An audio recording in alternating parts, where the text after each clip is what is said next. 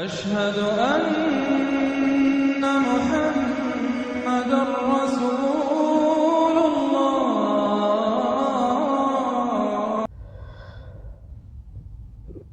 बिस्मिल्लाहिर्रहमानिर्रहीम।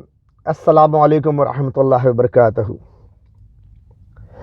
मैंने एक सब्जेक्ट लिया हुआ है लोगों को बताने के लिए, लोगों को समझाने के लिए, क्योंकि लोगों में बड़ी, हिंदी में बोले तो उत्सुक क्या नहीं आता है, बड़ी बेचैन है लोग, बड़े बेकरार हैं और बड़ी बेताबी से, बेकरारी से काल की अवतार का इंतज़ार कर रहे हैं। बहुत सारे लोग कहते हैं काल की अवतार पैदा हो चुके हैं, बहुत सारे लोग कहते हैं अभी वक्त है, कुछ लोग कहते हैं, ज़्यादातर लोगों को मैंने सुना है यूट्यूब पर वीडियो पर कहते हुए कि काल की अवतार पैदा हो चुके हैं, कलयुग ख़त्म हो चुका है, कलयुग का ये आखिरी चरण है, कलयुग ये घोर कलयुग है।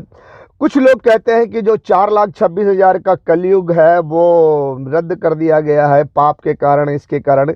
बहरहाल अच्युतानंद की भविष्य मालिका में का लोग उदाहरण देते हैं कि इसके मुताबिक, और दीगर बातों का उदाहरण देते हैं कि उसके मुताबिक 5,555 साल बीत चुका है और यही घोर कलयुग का अंत है। अब हम बिल्कुल घोर कलयुग का अंत पर खड़े हैं, ऐसा लोगों का कहना है, हिंदुओं का। और कुछ हिंदू लोग जो वीडियो बनाते हैं उसके माध्यम से। मैं किसी चीज़ की गहराई में नहीं जाना चाहता कि ये सच है या गलत है। सच हो तो भी, गलत हो तो भी, हमें क्या करना, हमें इस पर बहस नहीं करना है, हमें सिर्फ लोगों को थोड़ा सा समझाना है। तो मैं अभी जो सब्जेक्ट लिया हूं, काल की अवतार, सायरन, धर्म और अधर्म का, तकरीबन जो मैंने वीडियो डाला हुआ है यूट्यूब पर 36 नंबर वीडियो से लेकर SPV यानी स्पेशल वीडियो 36 नंबर से लेकर 47 नंबर तक की वीडियो मैं डाल चुका हूं। और इसमें धर्म, अधर्म, काल की अवतार, सायरन की बात की है मैंने। ज़्यादातर मैंने धर्म और अधर्म के बारे में समझाया है। और मेरा ये मानना है कि जो लोग काल की अवतार का दर्शन करना चाहते हैं, काल की अवतार को जानना चाहते हैं, तो बहुत सारे लोग हैं जिन्होंने ये कहा हुआ है, दावा किया हुआ है कि वो काल की अवतार हैं।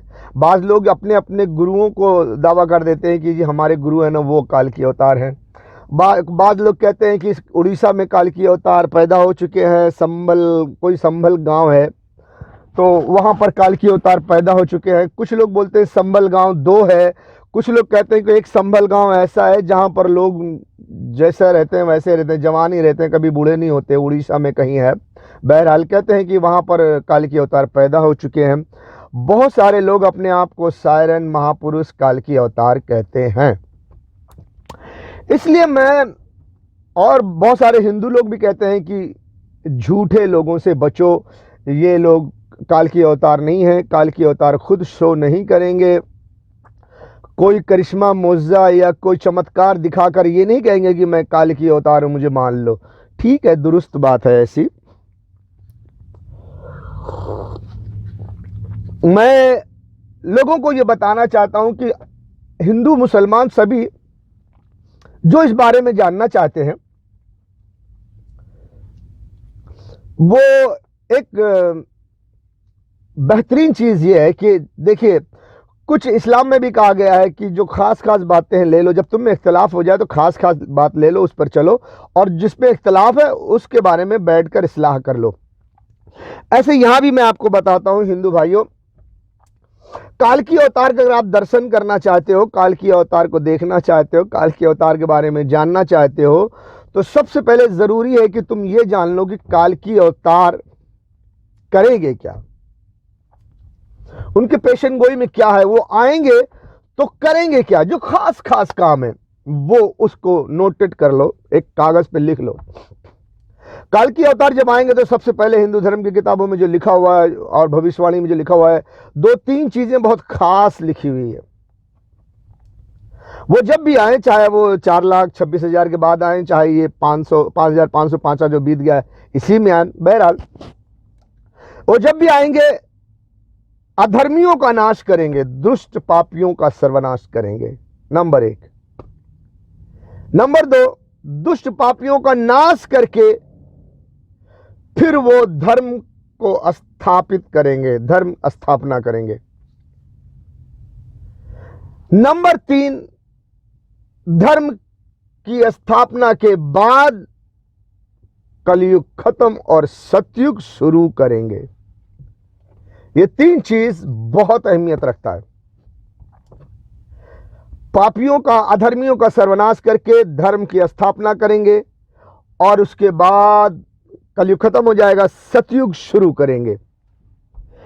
तो मेरे दोस्तों, अगर ये 3 चीजों पर बहुत अच्छी तरह से गौर कर लो तो तुम्हें ये पता होना चाहिए कि काल की अवतार आएंगे, अधर्मियों का नाश करेंगे और फिर धर्म की स्थापना करेंगे और धर्म की स्थापना करके कलयुग खत्म करके सतयुग की शुरुआत करेंगे। तो मेरे दोस्तों, आप देखो कि धर्म क्या है और अधर्म क्या है। धर्म और अधर्म के बारे में फिर फर्क जानो। जैसा कि गुजरी वीडियो में 47, 46, 45 में मैंने आपको, और पिछली वीडियो में, पिछली वीडियो में जो सीरियल से आ रही है, इसमें मैंने धर्म और अधर्म का जो कानून हिंदुस्तान में बना हुआ है उसके बारे में बताया कि इस पर जरा गौर करो कि ये कानून धर्म का है या अधर्म का है। खैर, आप जब बड़ी बड़ी बातों को एकदम मजबूत से पकड़ लेंगे तो आपके सामने सच्चाई उभर कर आएगी। अधर्मियों का नाश करके धर्म स्थापित करेंगे, फिर उसके बाद सतयुग की शुरुआत करेंगे। ये 3 काम बड़े। तो आपके हिंदुस्तान ने औरतों को पर्दे में रहना, बुर्का पहनना, चेहरे को छुपाना, पराये मर्दों से, इस पर बैन लगाया था। मुसलमानों के बुर्के पर पाबंदी लगाई थी। यहां तक कि हिंदुओं की औरतें जो घूंघट काटती हैं उस पर भी सवाल उठाए थे, पाबंदी लगी थी। यहां तक कि पंजाबियों पर, वहां की जो, अब पंजाब की औरतें, जो पंजाबी औरतें जो पल्लू डालती हैं सर पे उनके गुरुद्वारा में, और ऐसे भी डालती हैं, शर्म करती हैं पराये मर्दों से, उन पर भी पाबंदी लगी। एक औरत गुरुद्वारे में पल्लू डाली थी तो उस पर पाबंदी लगाई कि पल्लू मत डालो। और ये तो मालूम ही है कि मुसलमान औरतों पर बुर्का पर बड़ा एतराज किया था कि मुसलमान बुर्का उतार कर स्कूल जाएं, कॉलेज जाएं। तो अगर मोटी मोटी बात कर रहा हूं मैं, अगर आपकी हुकूमत धार्मिक है तो फिर शर्म और हया के जेवर पर पाबंदी क्यों? इतना सोचो सोचो सोचो।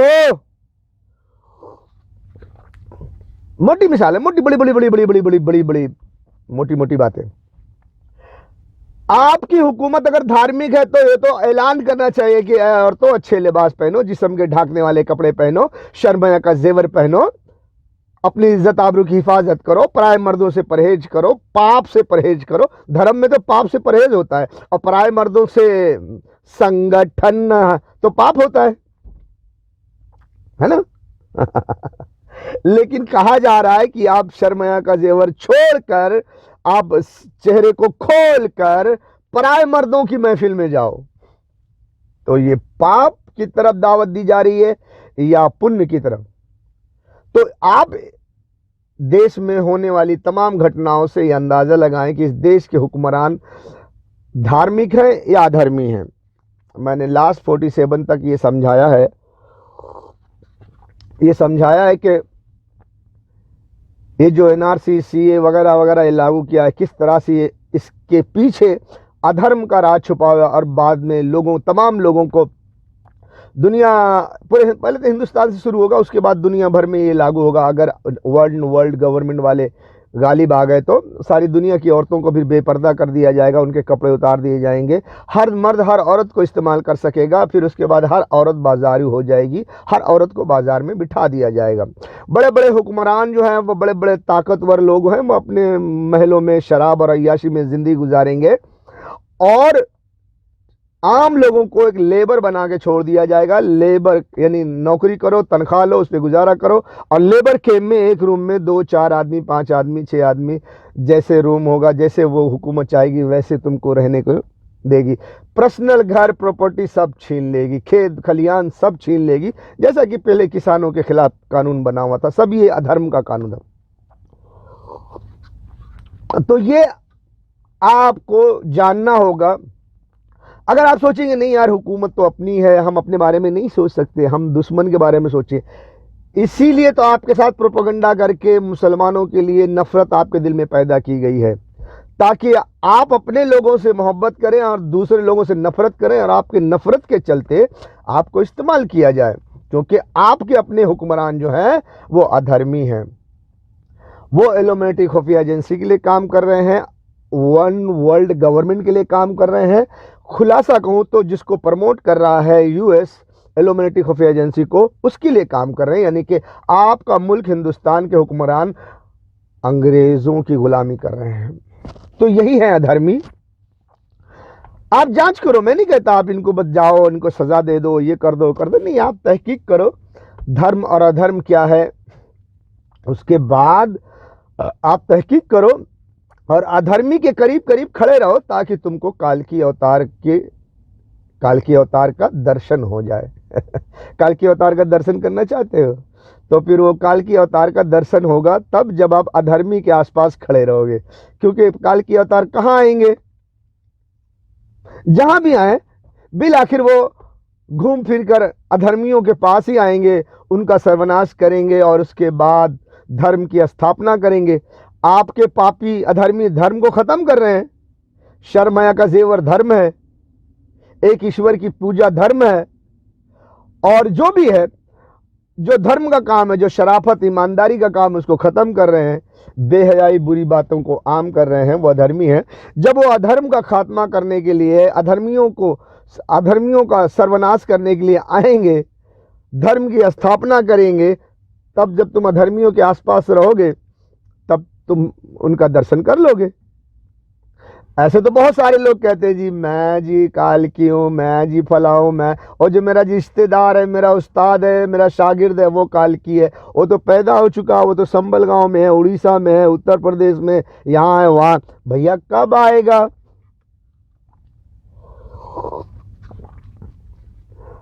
दो चीजें हैं,